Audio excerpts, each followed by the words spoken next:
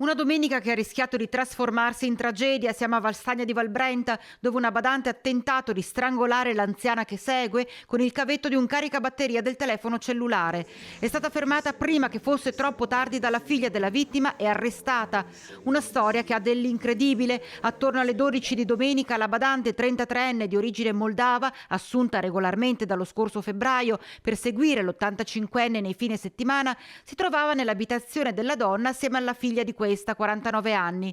Tutto sarebbe successo in una manciata di minuti dopo che la figlia è uscita in giardino. La 33enne ha preso il cavo, l'ha messo attorno al collo dell'anziana e ha iniziato a stringere, facendole perdere conoscenza. Provvidenziale è stato il ritorno nell'abitazione della figlia dell'85enne che, resasi conto di quanto stava accadendo, ha dapprima soccorso la mamma cercando di farle recuperare la corretta respirazione e poi ha inseguito la cittadina moldava che stava tentando di allontanarsi.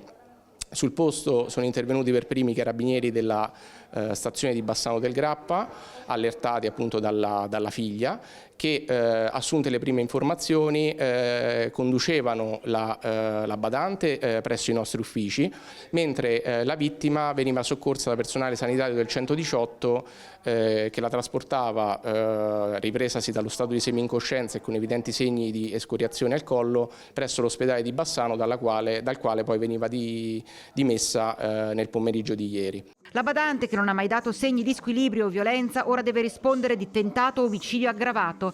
È stata portata al carcere di Montorio Veronese in attesa della convalida dell'arresto.